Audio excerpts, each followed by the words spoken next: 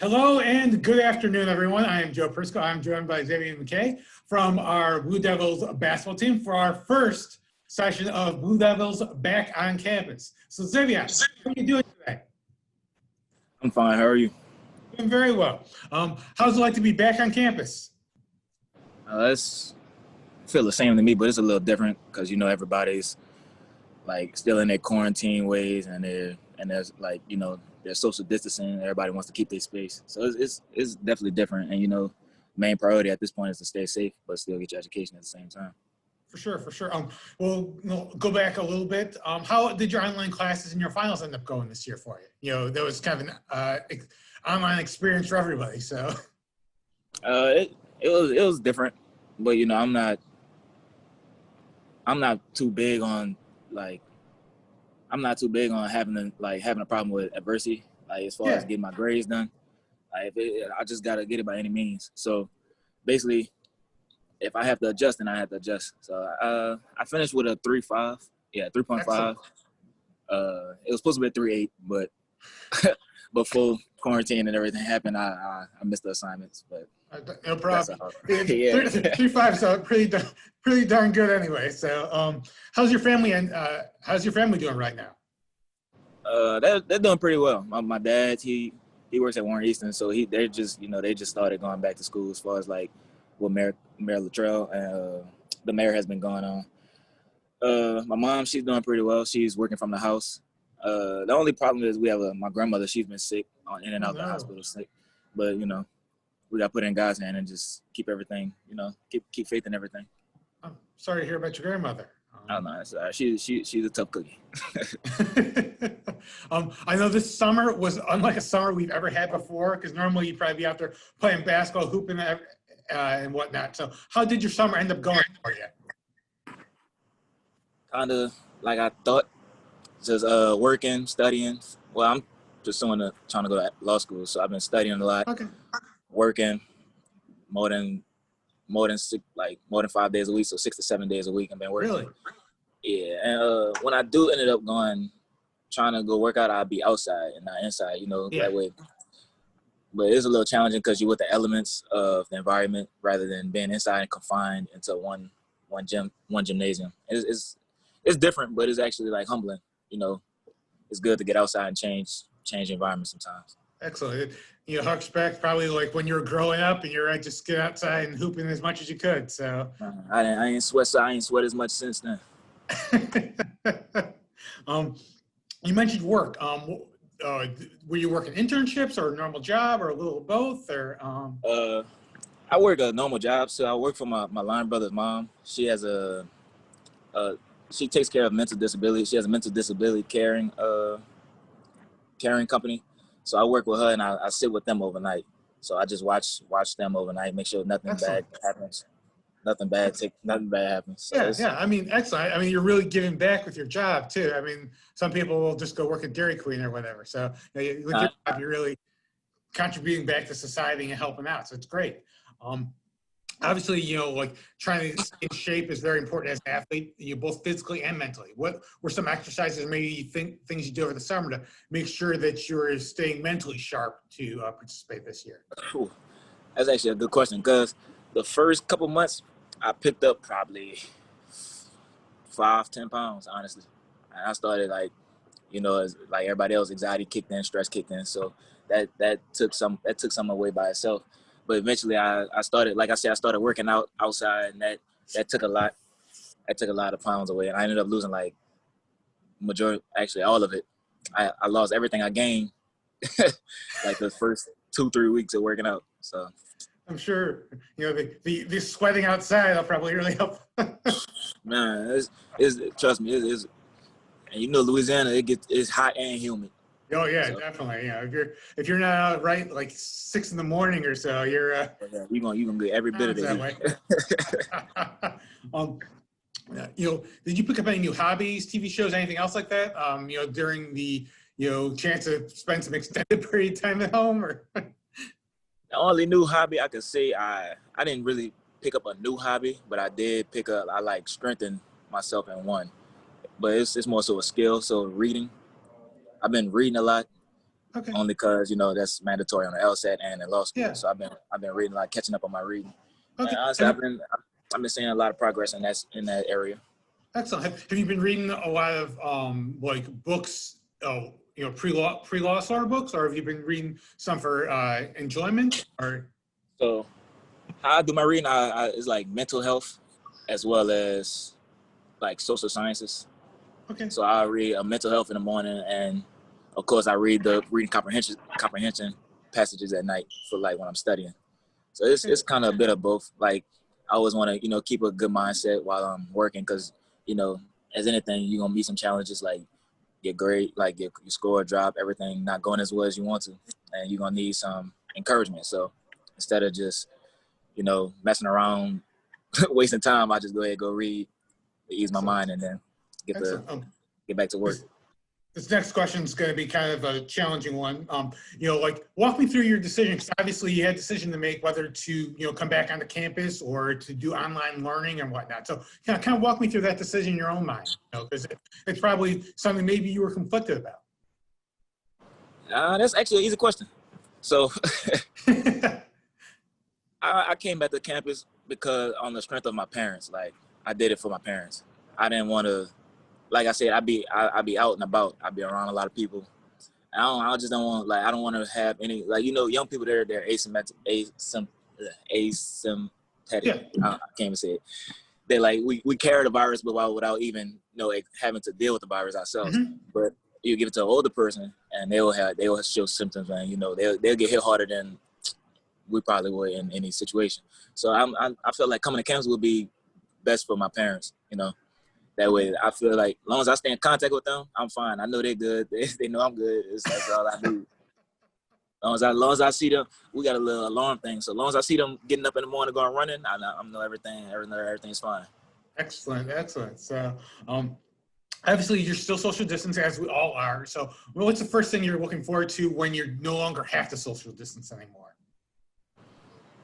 I kind of like social distancing, honestly. I kind of like it. Well, okay. I really like it. Like I don't have a problem with being alone. Like being to myself. It makes you focus on yourself more. Okay.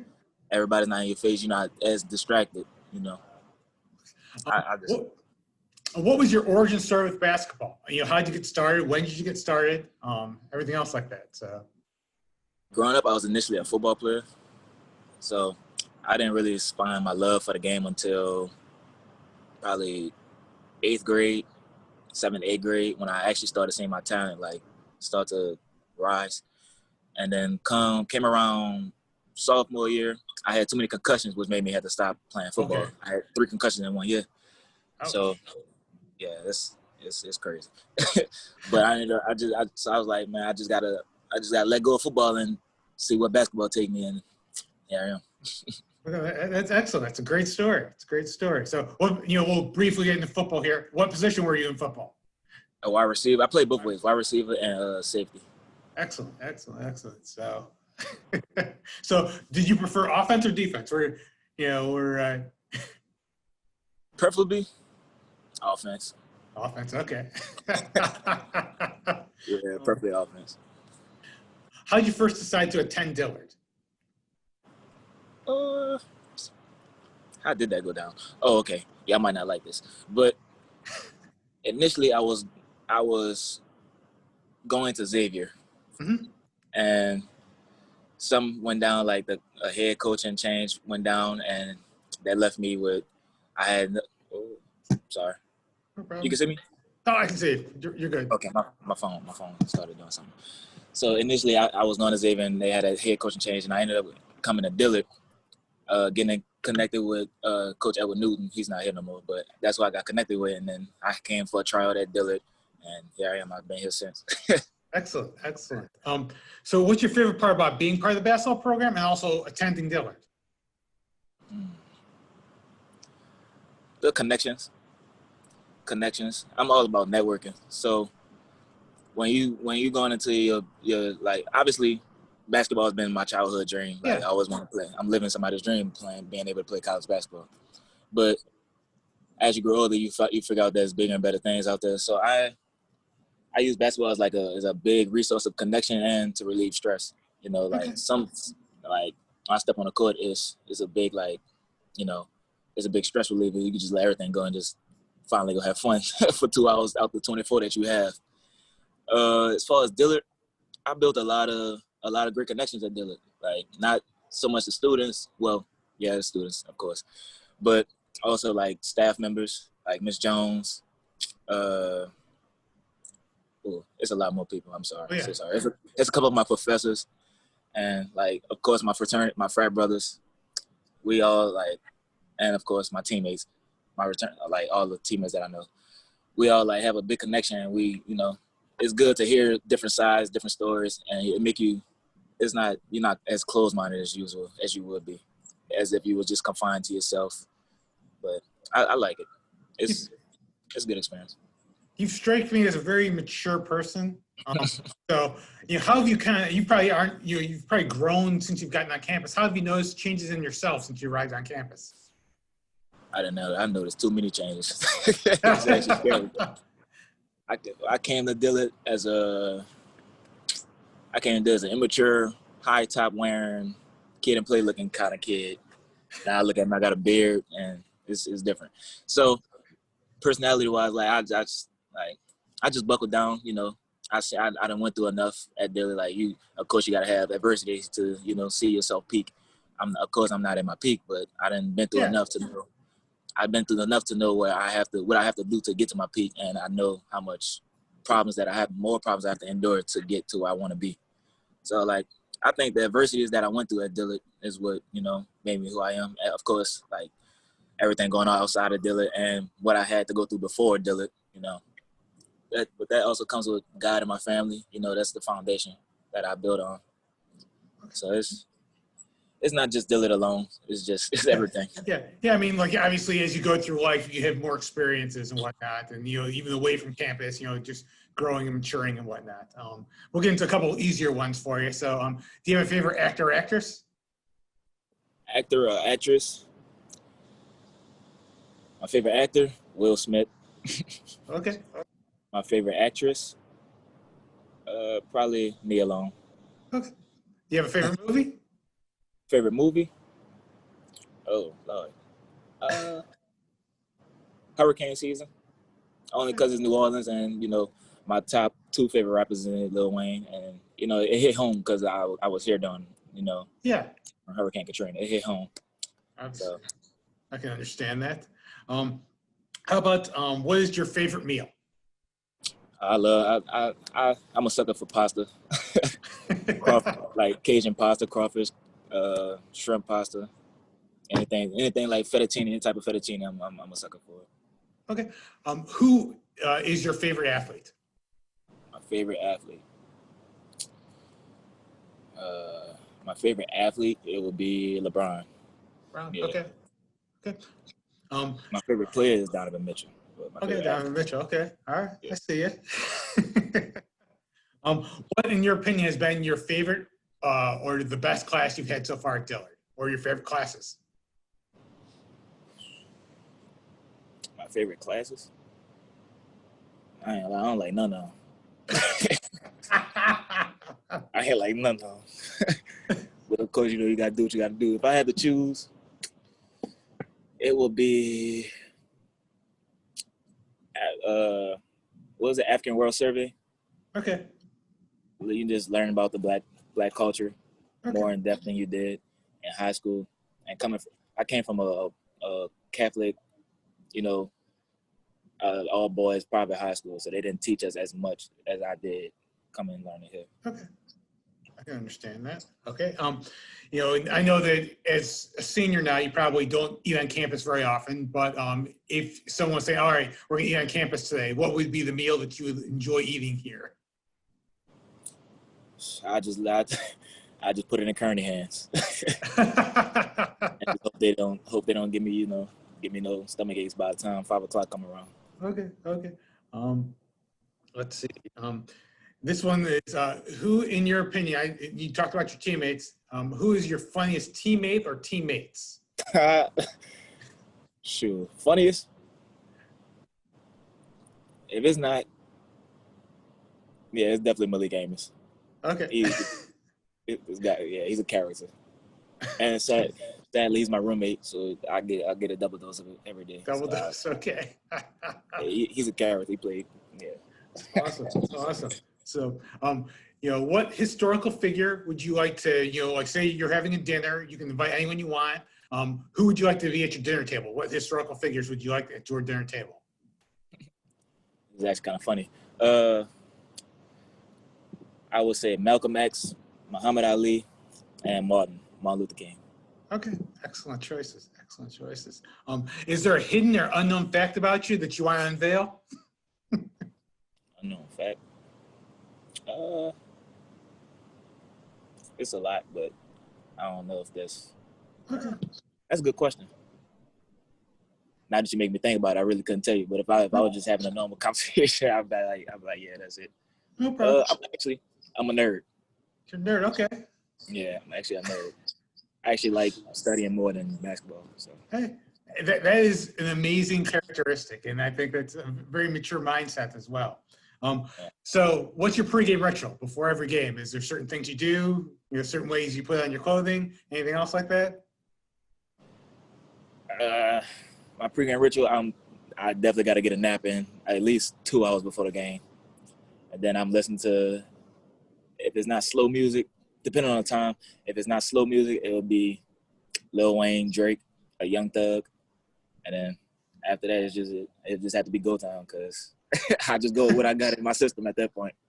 All right. And I know that, you're working now, but you're, once you get out in the real world, once you get to be a lawyer, go through law school and everything, what's the first big purchase you're looking to make? Or are you more of a saver? Wishfully thinking, hopefully I've been done saved up by the time I get out of law school. But my first big purchase, I'm going to move my parents. I'm not trying to be in Louisiana, so if they let me, I'm going to move them to Texas with me. Okay. Texas or Florida. Excellent. Yeah, I need to be close to them. Okay. Hey, there's nothing wrong with being close to your family. And I'm giving my mom a Jeep. So say you get inducted to the Hall of Fame, whether it's Dillard Hall of Fame, your like work Hall of Fame, your high school Hall of Fame, who would you thank in your Hall of Fame speech? Of course, God, my mom, my dad, my sister. I'm thanking Coach Gray for sure. Coach Gray, Miss Jones, Mr. Kimbrough for sure, and my mentor Ernest Watson. He's a big brother. He's actually who put me on to Kappa Alpha Psi. He got me started. Him, Chris Allman, and I don't want to say it, but Malik Amos. Malik Amos, Nick Carmouche, and Jeremiah. Jeffrey Todd as well. Okay. Hey, nothing wrong with thanking your teammates. So, Yeah. First ever job. Huh? What was your first ever job? First job ever. I was actually training. I was with Elevate Next, so I was training them over the summer. Again, Ernest Watson gave me my first job. I was just doing that until we started bumping heads because, like-minded individuals, they gonna bump heads a lot. Yeah. Yeah, we got to. I was like a younger him, so we got to bumping heads, and I was like, yeah, I can't wait for you no more. What place have you always wanted to see that you haven't seen yet? Dubai. Dubai. Okay. Excellent. I know you're from New Orleans, so when you are bragging on New Orleans and people maybe from here, what do you brag about your city? My city is Slidell. I'm from Slidell. Okay. I'm sorry about that. No, you good. Everybody thinks because I'm a hometown kid, they think I'm from New Orleans. Nah, I was raised in both New Orleans and Slidell, so I have no problem with claiming New Orleans. But if I had to choose, I'm definitely taking Slidell. Okay. But honestly, you say, what's the question? What I love about New Orleans? Yeah, what do you love about Slidell? Like when you're bragging about Slidell, what are you bragging about? Something that you say, you know what, you gotta see this, you gotta experience this. I'm really proud of my hometown for this. Ooh. The people, the type of people. Okay. The people like everybody could say this about this city, but I know enough people from different states that I could say that there's nobody like a New Orleans or Slidell or Kenner. Like it's nothing. Nobody's like a Southeast Louisiana person. You feel me? They're different. We're different. Okay. What's one thing you've always wanted to learn how to do that you haven't learned how to do yet, but in the future you say that's on my list? Is on my to-do list. Yeah, a skill you can pick up, or skill you want to pick up, or It's two of them actually. If I could break a car down and build it back up, and if I could prepare a whole dinner without any help. Okay, well, nothing wrong with that. It makes you very self-sufficient. You can cook a whole dinner for yourself, and also break a car all the way down and build it back up. So those are very good skills. Less money coming out of my pocket. Oh, definitely. So what's one thing that maybe people often misunderstand about you? That sometimes I have a bad attitude, but they like, I don't know. It's my personality. I can say that. Okay. My personality and temper. Like people think because I'm so used to, like, growing up I've been a high head all my life, but people tend to fade away from me because of that. But they have yet to like understand that I'm much more mature and I'm smart enough, and I actually know how to control my emotions. When I do flash out, it's because I actually chose to. Like I could constantly make that decision to choose to flash out, which is very rare. It'd be a rare situation. But I'm very mindful of a lot of things. So I'm smarter than what people think. Let me say that. Okay. What is something you absolutely cannot live without? My parents. Okay. Great answer. Great answer. And you mentioned that right now you're criminal justice, right? Is that correct? And you Yes, sir. then go to law school. Is there any part of the law that you plan on practicing right now, or is that to be determined? No, I thought it was gonna be criminal law, but I ended up meeting I ended up meeting more people, and they've been giving me a wide variety of ideas. So I've been wanting to go into business law. Okay. Big business law, and people been telling me like you got to watch out for that because you go into a big business corp, you have to do a lot of hours. And honestly, I have no problem with that because it's gonna pay off sooner or later. I'd rather struggle in the beginning and succeed and rest at the end, right? And rest in the beginning and then fighting for what I want in the end. So I have no problem with it. You are officially off the hot seat. I appreciate you taking the time to talk to me, Xavian. You do an amazing job, and thank you for your time. And Thank you. Please stay safe on campus. Yes, sir. Thank you.